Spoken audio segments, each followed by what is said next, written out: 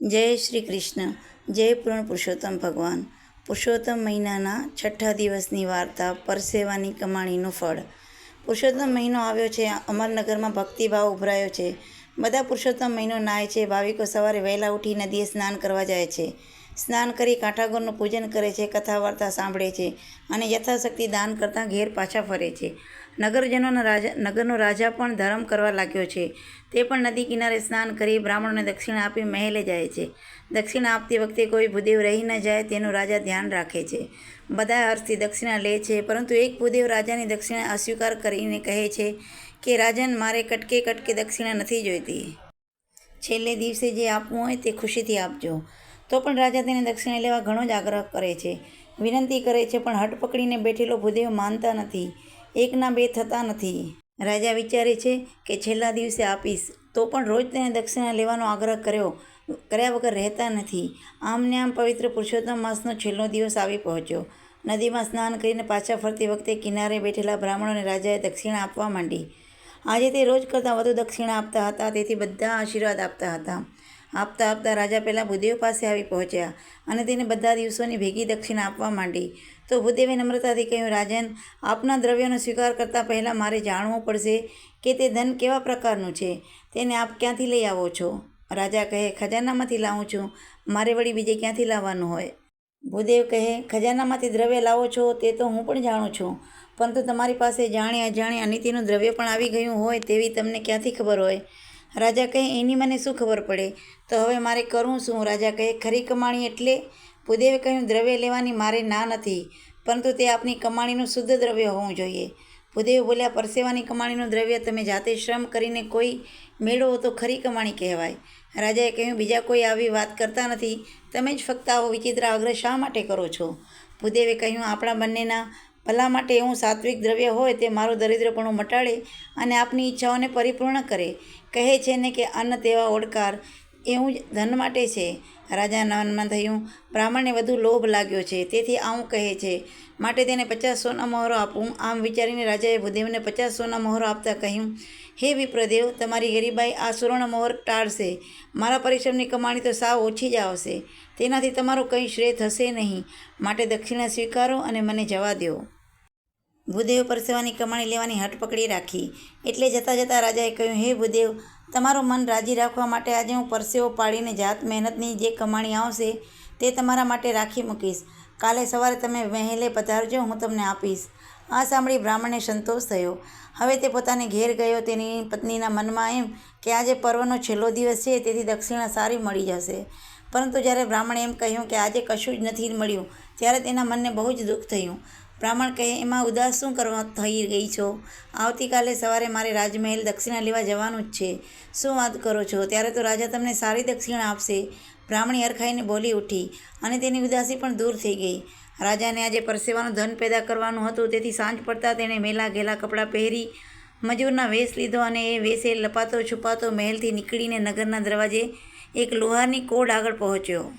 આ વખતે લુહાર દાતરણું ઘડી રહ્યો હતો.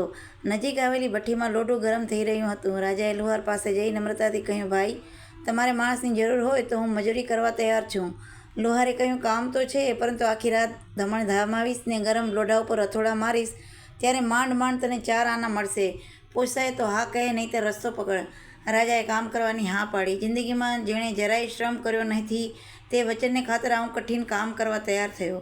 લુહારના કહેવા મુજબ તે કામ કરવા લાગ્યો. થોડી વાર ધમણ હલાવતો, થોડી વાર વળી ગરમ લોઢા ઉપર જોરદાર હથોડા મારવા લાગી જતો. શરૂઆતમાં તેને કંઈ વસમું લાગ્યું નહીં, પણ ધીમે ધીમે તેના હાથમાં છાલા પડવા માંડ્યા.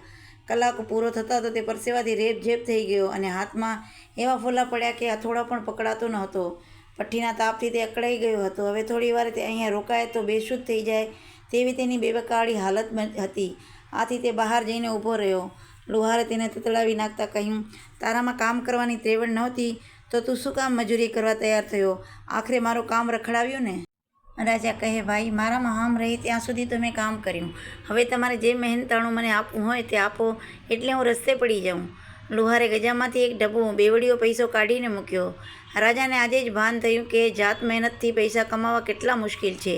તે તો ડબ્બો લઈને મહેલે ગયો અને મજૂરના કપડાં કાઢી નાખી બંને હાથ પર ઠંડકના લેપ લગાવી વસ્ત્રો બદલીને સૂઈ ગયો. આખી રાત રાજાને શ્રમ અને મહેનત વિશે વિચાર આવ્યો. પૈસા સહેલાઈથી નથી રડાતા. કેટલા પરસેવો પડે છે, કેટલું દુઃખ પડે છે, ત્યારે હાથમાં દમડી આવે છે. આજે પોતાને આ બાબતનો ખરો અનુભવ થયો. વળી બ્રાહ્મણે રાજભંડારનું ધન લેવાની ના પાડી. શું ભંડારમાં અનિતિનું ધન આવતું હશે? રાજ્યના કર્મચારીઓ પ્રજાને પીડીને ધન લાવતા હશે. માટે તેની તપાસ કરીશ. અને આવા વિચારોમાં રાજા નિંદ્રાધીન થઈ ગયો. સવારે ઉઠીને રાજા નાહીને પ્રભુનું સ્મરણ કરીને પેલા બ્રાહ્મણની રાહ જોતો ઝરૂખામાં ઊભો હતો. ત્યાં તો ભૂદેવ સામે આવતા દેખાયા. તુરંત જ રાજા નીચે ગયો અને આવેલા ભૂદેવને આદર સત્કાર કરી મજૂરીનો મળેલો ડબ્બો આપતા કહ્યું, હે વિપ્રદેવ, તમારા કહેવા મુજબ જાત મહેનત કરીને પરસેવો પાડીને હું આ ડબ્બો કમાયો છું. તેનો સ્વીકાર કરો.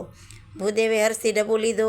તે જાણતો હતો કે રાજાને સંતાનનું દુઃખ છે, સતતી નથી. તેથી તેણે આશીર્વાદ આપતા કહ્યું, રાજન, આ તમારા સાત્વિક દાનથી પુરુષોત્તમ પ્રભુ તમારા પર રીઝશે અને તેમની પ્રસન્નતાથી તમારે મહેલમાં પારણું ઝૂલતું થશે. રાજાને આશીર્વાદ આપી બ્રાહ્મણ ઘેર ગયો. આજે તેને શુદ્ધ દાન મળ્યું હતું, સાત્વિક દ્રવ્ય મળ્યું હતું. તેથી તેનો ઘણો આનંદ હતો. પણ ઘેર જતાં તેના આનંદ ઓસરી ગયો. તે ઘેર ગયો કે તેની રાહ જોઈને બેઠેલી બ્રાહ્મણી સામે જઈને કહેવા લાગી, નાથ, તમારું મોઢું હસતું છે એટલે લાગે છે કે રાજાએ સારું દાન આપ્યું છે. ખરેખર આજે આપણી વર્ષોની મહેનત ફળી. કહો, શું લઈ આવ્યા છો? બ્રાહ્મણી જોડીમાંથી ડબ્બો પૈસો કાઢી તેના હાથમાં મૂક્યો અને બ્રાહ્મણી એટલી બધી ગુસ્સે થઈ કે ડબ્બોનો જોરથી ઘા કરીને થોડે દૂર આવેલા તુલસી ક્યારા આગળ ફેંક્યો અને બબડાટ કરવા લાગી, શું મોઢું લઈને મારી સામે ઊભા રહ્યા છો? રાજા લાજ વગરના કે તેણે દોકડો આપતા શરમે ના આવી. પણ તમારી બુદ્ધિ ક્યાં ગઈ હતી? તમે શા માટે દોકડો હાથમાં લીધો? આખો મહિનો નદીએ તપ્યા અને દાનમાં એક ડબ્બો લઈ આવ્યા. આ તો કોઠી ધોઈને કાદવ કાઢવા જેવું થયું. તમે ડબ્બોના ઢ જેવા જ રહ્યા. બ્રાહ્મણે શાંતિથી કહ્યું, 100 સોના મોરો કરતાં ત્રાંબાનો ડબ્બો પૈસા અધિક છે, કારણ કે તે શુદ્ધ દાન તરીકે જાત મહેનતની કમાણી કરીને રાજાએ આપ્યા છે. ભાગ્યશાળી જ આવું લઈ દઈ શકે છે. તમે અભાગ્યા છો એટલે તમને આવું સૂજે છે. રાજા ઢગલો સોના મોરો આપતો હતો, તે લીધી નહીં અને લઈને આવ્યા તો આ ડબ્બો. બ્રાહ્મણીએ બળાપો કર્યો. બ્રાહ્મણીને મન ડબ્બોની કોઈ કિંમત નહોતી, પણ બ્રાહ્મણને મન તે લાખ રૂપિયા જેટલા કિંમતી હતા. તેથી તેને તુલસી ક્યારામાં આગળ ખૂબ શોધ્યો, પણ હાથમાં આવ્યો નહીં, કારણ કે જોરથી ફેંકતાની સાથે તુલસી ક્યારામાં દટાઈ ગયો હતો. બ્રાહ્મણ મન વાળી બેસી રહ્યો. તેના મનમાં થયું કે પ્રભુ જે કરે તે સારા માટે જ છે. પ્રભુની લીલા પાર કોણ પામી શક્યું છે? આ તો ભગવાનની માયા હતી. તુલસી ક્યારામાં દટાયેલા ડબ્બોમાંથી એક છોડ ઉગ્યો અને 8 દિવસમાં તો છોડ મોટો થઈ ગયો અને તેના પર શીંગો આવી. મજાના દાણાદાર શીંગો હતી. એક દિવસ બ્રાહ્મણીએ વિચાર્યું કે આ છોડ નવી જાતનો છે અને શીંગો પણ નવી જાતની છે, માટે જોઉં કે શીંગમાં કેવા દાણા છે. આમ વિચારી તેણે એક મોટી શીંગ તોડીને ફોલી તો તેમાં સાચા પાણીદાર મોતીના દાણા દેખાયા. એ તો પોતાના પતિને બોલાવી લાવી અને શીંગમાંથી નીકળેલા મોતી બતાવ્યા. માન્યામાં જ ના આવે તેવી વાત હતી. તેથી બ્રાહ્મણે બીજી 4 શીંગો તોડીને ફોલી તો તેમાંથી પણ સાચા મોતીના દાણા નીકળ્યા. ચતુર બ્રાહ્મણ સમજી ગયો કે રાજાએ આપેલા પરસેવાના પૈસામાંથી આ પૈસાનું ઝાડ જ ઉગ્યું છે. મોતીને વેચીએ તો તેના પૈસા આવે એટલે પૈસાનું ઝાડ કહેવાય. વાહ પ્રભુ, તારી કળા પણ ન્યારી છે હો. બ્રાહ્મણી હવે પ્રભુ પર વધારે શ્રદ્ધા બેઠી, કારણ કે પ્રભુએ તેના આંગણામાં પૈસાનું ઝાડ ઉગાડ્યું હતું. એ દિવસે બ્રાહ્મણે બધા મોતી ઝવેરીને વેચ્યા તો તેને 1500 રૂપિયા આવ્યા.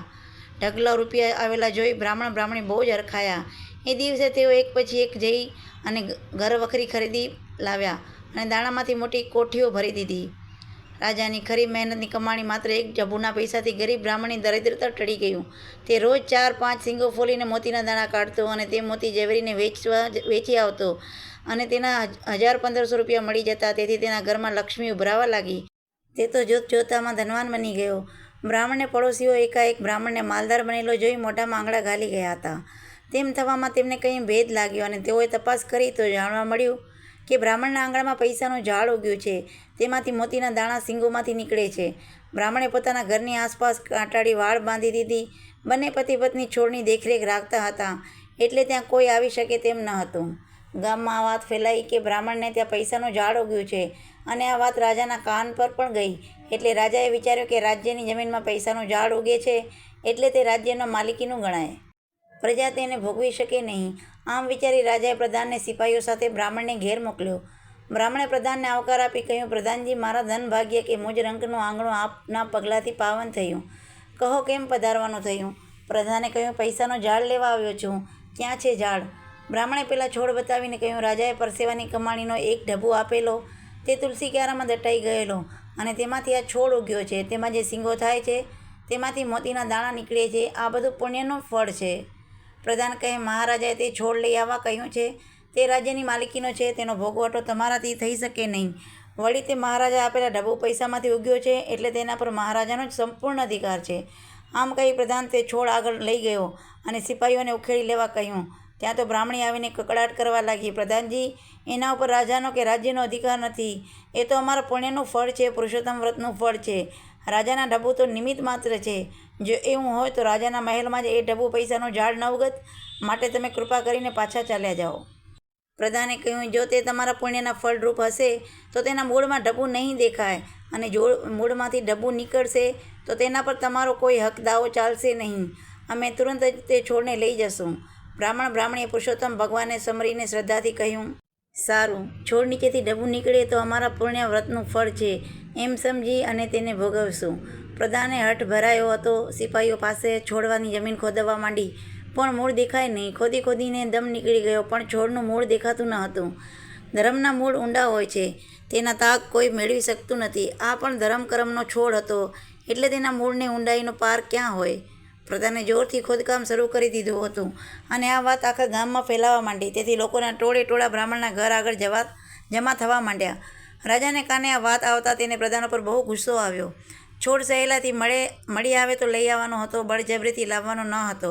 ધર્મપ્રેમી રાજાને આથી દુઃખ થયું, અને તે જાતે બ્રાહ્મણને ઘેર આવી પ્રધાનને કહેવા લાગ્યા, પ્રધાનજી, મેં છોડ લાવવાનું કહ્યું હતું કે તેનું મૂળ શોધવાનું કહ્યું હતું. માટે માટી પાછી નખાવી દો. પ્રજાને કંડળીને મારે રાજ્યની તિજોરી નથી ભરવી. પછી રાજાએ બ્રાહ્મણીને બોલાવી પૈસાના ઝાડ વિશે પૂછ્યું. તો બ્રાહ્મણે કહ્યું, કૃપાળુ, આપે શ્રમ યજ્ઞ કરીને દાનમાં આપેલા ઢબુ પૈસામાંથી આ છોડ ઉગ્યો છે, એટલે તેનો ભોગવટો અમારો જ છે. વળી તે અમને અમારા પુણ્ય પ્રતાપે મળ્યો છે, એટલે અમે તેને કેમ લઈ જવા દઈએ? અને મહારાજ પ્રધાનજી, આ ધર્મરૂપી ઉગેલા છોડના મૂળ જોવા મથી રહ્યા છે, પરંતુ ધર્મના મૂળ બહુ ઊંડા હોય છે. તે મૂળ કોઈ જોઈ શકતું નથી. પછી ઉખેડવાની વાત ક્યાં રહી? ભલા રાજાએ બ્રાહ્મણને તેની ધર્મની શ્રદ્ધા ઉપર અને ધીરજ ઉપર ધન્યવાદ આપ્યો. બ્રાહ્મણે રાજાને ઘેર લાવી રાજા સમક્ષ તે છોડવામાંથી શીંગો તોડીને મોતીના દાણા કાઢ્યા અને તે રાજાને ભેટ ધર્યા. રાજાએ તેને પ્રભુ પ્રસાદી તરીકે ખજાનામાં અલગ રાખી મૂક્યા. રાજાએ ત્યારથી ધર્મ પ્રત્યે વધુ ધ્યાન આપવા માંડ્યું અને પોતે વિલાસી જીવન ત્યાગીને શ્રમ કરવા માંડ્યો. તેથી તે તંદુરસ્ત અને આબાદ બનતો ગયો. બ્રાહ્મણી પાસે જરૂરિયાત કરતાં વધુ ધન ભેગું થઈ ગયું હતું, અને જે બીજા દિવસે પ્રધાને છોડનું મૂળ જોવા ખોદ્યું, તેના બીજા દિવસથી છોડ ઉપર શીંગો આવતી બંધ થઈ. એટલે જે મળ્યું તેમાં સંતોષ માની બ્રાહ્મણી સુખે રહેવા લાગ્યા. પરસેવાનું ધન ખરું તે સુખે ભોગવાય, મહેનત વિના જે મળે તે ખોટા ખર્ચમાં જાય.